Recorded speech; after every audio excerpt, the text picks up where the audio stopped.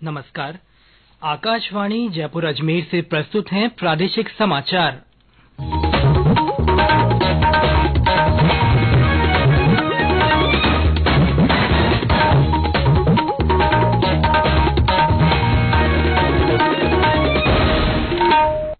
मुख्य समाचार। रक्षा मंत्री राजनाथ सिंह ने संसद में कहा, सशस्त्र बल देश की भौगोलिक अखंडता की रक्षा के लिए प्रतिबद्ध। राष्ट्र की संसद पर आतंकी हमले में प्राण न्योछावर करने वाले सैनिकों को श्रद्धांजलि। प्रधानमंत्री नरेंद्र मोदी ने कहा, देश शहीदों की सेवा, बहादुरी और बलिदान को कभी नहीं भुला सकता। केंद्रीय जल शक्ति मंत्री गजेंद्र सिंह शेखावत ने राजस्थान सरकार पर केंद्र की कई योजनाओं को लागू करने में पीछे रहने का आरोप लगाया। और भारत की अध्यक्षता में G20 की 2 महत्वपूर्ण बैठकें मुंबई और बेंगलुरु में शुरू।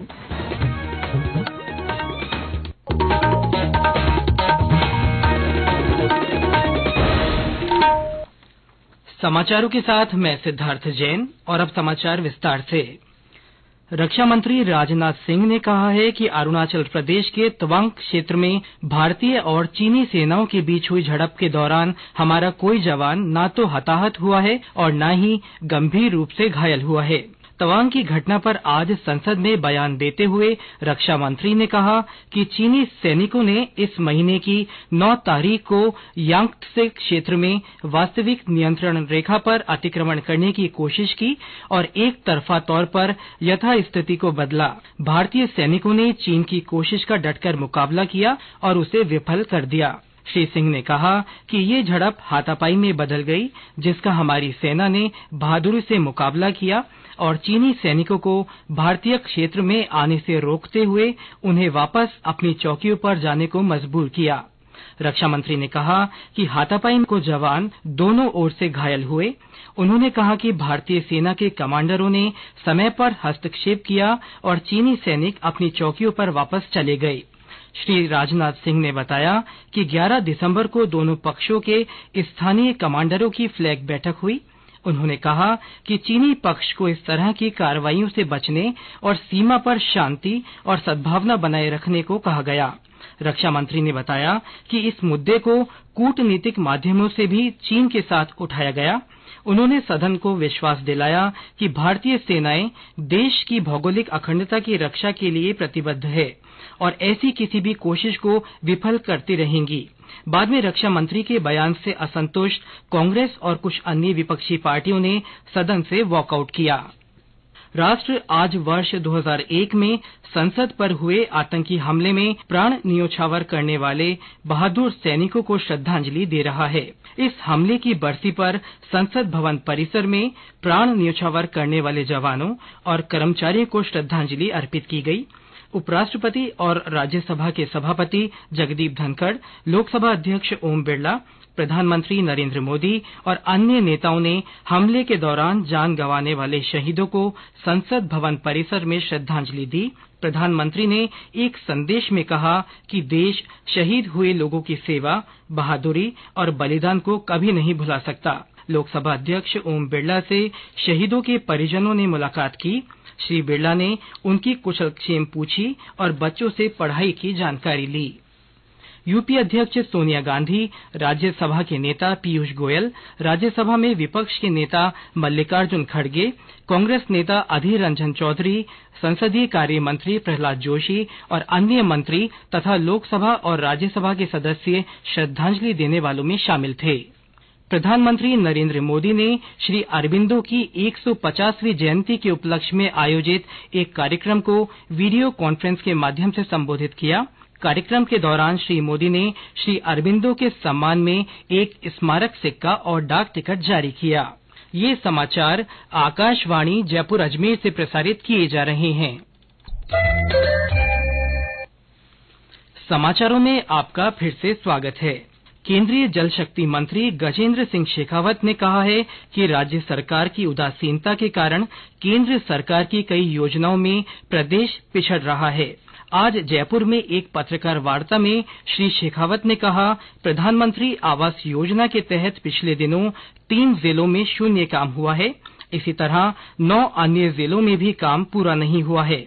उन्होंने कहा कि जल जीवन मिशन और स्वच्छता मिशन में भी प्रदेश अनेक राज्यों से बहुत पिछड़ गया है। राजस्थान में प्रधानमंत्री आवास योजना के निर्माण की रफ्तार कमजोर हुई है। 12 जिले ऐसे हैं जिनमें 3 जिले दौसा, झुंझुनू और राजसमंद हैं, जिनका में शून्य काम पिछले वर्षों में हुआ है। सीकर, धौलपुर, जयपुर, बूंदी, पाली, चूरू, नागौर, डूंगरपुर और बाड़ा में आवासों का काम अभी तक पूरा नहीं हुआ और योजना में लापरवाही सामने आने के बाद में जो रूरल मिनिस्ट्री है, ग्रामीण विकास एवं पंचायती राज, उन्होंने भी इसमें लापरवाही को स्वीकार किया है। श्री शेखावत ने कहा कि अब तक 200 जन आक्रोश रथों ने 94,000 किलोमीटर की यात्रा तय कर ली है और 50,000 से ज्यादा जनसभाएं की हैं। उन्होंने कहा कि वेबसाइट पर 3 लाख से ज्यादा शिकायतें मिली हैं। वहीं हाथ से लिखी 11 लाख से ज्यादा शिकायतें और परिवेदनाएं भी प्राप्त हुई हैं। श्री शेखावत ने कहा कि 15 से 31 दिसंबर तक प्रदेश के हर विधानसभा क्षेत्र में बड़ी रैली आयोजित की जाएगी और बूथ महासंपर्क अभियान भी होंगे। भारत की अध्यक्षता में G20 विकास कार्य समूह की बैठक आज मुंबई में शुरू हुई। भारत के G20 शेरपा अमिताभ कांत ने उद्घाटन सत्र को संबोधित करते हुए कहा कि G20 ऐसे समय में महत्वपूर्ण भूमिका निभा चुका है जब पूरी दुनिया में आर्थिक विकास बाधित हो गया था। उन्होंने कहा कि G20 विकास कार्य समूह की बैठक पूरे विश्व में उथल-पुथल के बीच हो रही है। उन्होंने कहा कि कम विकसित और विकासशील देश कुशल डेटा प्रबंधन के बगैर प्रौद्योगिकी के क्षेत्र में विकास नहीं कर सकते। G20 समूह के वित्त और केंद्रीय बैंकों के उप प्रमुखों तथा वित्त मंत्रियों और केंद्रीय बैंक के गवर्नरों की पहली बैठक आज बेंगलुरु में शुरू हुई। बैठक में वैश्विक आर्थिक परिदृश्य, वित्तीय जोखिमों की निगरानी, अंतर्राष्ट्रीय कराधान, मजबूत वैश्विक वित्तीय संरचना के लिए सुधार, वित्त की सतत व्यवस्था और वित्तीय समावेश जैसे मुद्दों पर चर्चा की गई। जोधपुर जिले में शेरगढ़ के भूंगरा गांव में सिलेंडर हादसे में मृतकों की संख्या बढ़कर 22 हो गई है। इनमें 10 बच्चे भी शामिल हैं। गुरुवार को एक शादी समारोह में सिलेंडर फटने से झुलसे 4 और लोगों की आज जोधपुर के महात्मा गांधी अस्पताल में मौत हो गई। इसमें दूल्हे का पिता भी शामिल है। गंभीर रूप से झुलसे 23 लोगों का आईसीयू में इलाज चल रहा है और अन्य सामान्य वार्ड में भर्ती हैं। न्यायिक अधिकारी के घर एक कर्मचारी की मौत के मामले में भांकरोटा थाना पुलिस ने न्यायिक अधिकारी के खिलाफ हत्या, जबरन श्रम कराना, बंधक बनाना और SC/ST एक्ट के तहत मामला दर्ज किया है। NDPS मामले की विशेष कोर्ट में पदस्थापित कर्मचारी सुभाष मेहरा की 10 नवंबर को न्यायिक अधिकारी के घर की छत पर जलने से मौत हो गई थी। न्यायिक कर्मचारियों का कहना है कि सुभाष की हत्या हुई है, इसलिए मामले की CBI जांच करवाई जानी चाहिए। इसके साथ ही कर्मचारी न्यायिक अफसर को APO करने, मृतक के परिजन को 50 लाख रुपए मुआवजा सहित एक आश्रित को सरकारी नौकरी देने की मांग को लेकर सामूहिक अवकाश पर चल रही हैं। कर्मचारियों का कहना है कि अन्य मांगों पर निर्णय होने तक सामूहिक अवकाश जारी रहेगा। अंतर्राष्ट्रीय मोटा अनाज वर्ष 2023 को लेकर केंद्र सरकार की नई पहल के तहत नाबार्ड ने सीकर में महिलाओं को बाजरे के उत्पादों का प्रशिक्षण देना शुरू किया है। ये प्रशिक्षण वैद की ढाणी में 90 महिलाओं को दिया जा रहा है। नाबार्ड के सहायक महाप्रबंधक ML मीणा ने आकाशवाणी को बताया कि ये महिलाएं बाजरे के उत्पाद तैयार करेंगी, जिन्हें राष्ट्रीय और अंतर्राष्ट्रीय स्तर के कार्यक्रमों में प्रदर्शित किया जाएगा। नाबार्ड ने सीकर जिले में एक छोटा सा प्रयास के तौर पे हमने 90 महिलाओं को यहाँ चुना है। 15-15 दिन की 30 महिलाओं के एक बैच के तौर पे 3 ट्रेनिंग्स का हमने प्रोजेक्ट यहाँ पे स्टार्ट किया है, जिसमें हम उनको बिस्किट्स, लड्डू, केक, नमकीन, डिफरेंट तरह के उसके वैल्यू एडेड प्रोडक्ट्स हैं, हम उनको ट्रेनिंग दे रहे हैं। और प्रयास ये है कि वो एक अच्छा क्वालिटी प्रोडक्ट वो तैयार करें और अपनी ब्रांडिंग और पैकेजिंग भी और मार्केटिंग भी हम लोग उसमें मदद करें, कि ताकि और ज्यादा जो अपनी एंटरप्रेन्योरशिप स्किल्स है उसको एनहेंस करते हुए अपना कुछ लाइवलीहुड ये लोग इस के थ्रू कर पाए। और भीलवाड़ा जिले में मनरेगा कार्यस्थल पर सिर्फ महिला मेट की ही नियुक्ति की जाती है। जिले में 1,80,000 मनरेगा श्रमिकों पर 2,700 महिला मेट नियुक्त हैं। जिला कलेक्टर आशीष मोदी ने बताया कि महिला मेट की नियुक्ति से कार्यस्थल पर गुणवत्तापूर्ण कार्य हो रहा है। हमने जो 100% महिलाओं को मेट के रूप में नियोजित किया है, इससे कार्यस्थल पर अच्छा वर्क एनवायरनमेंट और साथ साथ जो कुछ एलिगेशंस कई बार आते हैं, उन एलिगेशंस में कमी आई है। सरपंचों ने, प्रधानों ने अलग अलग फोरम पर इस स्टेप की तारीफ की है। महिलाओं को जितना बढ़ावा दिया जाएगा उतना ही हमारे समाज में महिलाओं को आगे आने में मदद मिलेगी। इन महिला मेट्स को सुरक्षा सखी के रूप में भी नियोजित किया जा रहा है। साथ ही इनको कार्यस्थल पर छाया, पानी, टेंट, बच्चों के लिए खिलौने, क्रैच इत्यादि की व्यवस्था उपलब्ध कराई जा रही है। जब कोई महिला कार्यस्थल पर जाती है तो पीछे बच्चों को छोड़ के जाने से समस्या होती है, इसलिए नरेगा में बच्चों को साथ ले जाने का प्रावधान किया गया। और अब मौसम।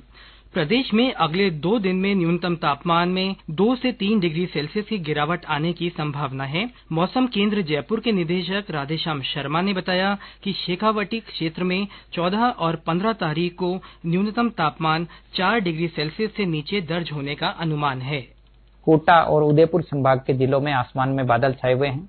बांसवाड़ा और झालावाड़ जिलों में कहीं कहीं हल्के दर्जे की बारिश या बूंदाबांदी भी होने की संभावना है। इसके अलावा राजस्थान के लगभग सभी स्थानों पर अगले 1 सप्ताह के दौरान मौसम पूरी तरह से शुष्क बना रहेगा। तापमान की बात करें तो सबसे कम न्यूनतम तापमान चूरू में 4.6 डिग्री सेल्सियस रिकॉर्ड किया गया है। फिलहाल सामान्य के आसपास टेम्परेचर कंडीशन है। अगले 2-3 दिनों में न्यूनतम तापमान में हल्की गिरावट होने की संभावना है। इस दौरान शेखावटी क्षेत्र के चूरू और सीकर जिलों में कहीं कहीं तापमान 4 डिग्री सेल्सियस से नीचे भी दर्ज हो सकता है।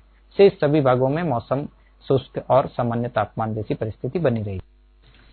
प्रधानमंत्री नरेंद्र मोदी इस महीने की 25 तारीख को आकाशवाणी के मन की बात कार्यक्रम में अपने विचार साझा करेंगे। ये इस मासिक रेडियो कार्यक्रम की 96वीं कड़ी होगी। और अंत में मुख्य समाचार एक बार फिर। रक्षा मंत्री राजनाथ सिंह ने संसद में कहा है कि सशस्त्र बल देश की भौगोलिक अखंडता की रक्षा के लिए प्रतिबद्ध है। राष्ट्र ने संसद पर आतंकी हमले में प्राण न्योछावर करने वाले सैनिकों को श्रद्धांजलि दी। प्रधानमंत्री नरेंद्र मोदी ने कहा है कि देश शहीदों की सेवा, बहादुरी और बलिदान को कभी नहीं भुला सकता। केंद्रीय जल शक्ति मंत्री गजेंद्र सिंह शेखावत ने राजस्थान सरकार पर केंद्र की कई योजनाओं को लागू करने में पीछे रहने का आरोप लगाया है। और भारत की अध्यक्षता में G20 की 2 महत्वपूर्ण बैठकें मुंबई और बेंगलुरु में शुरू हुई। इसी के साथ प्रादेशिक समाचार बुलेटिन समाप्त हुआ। नमस्कार।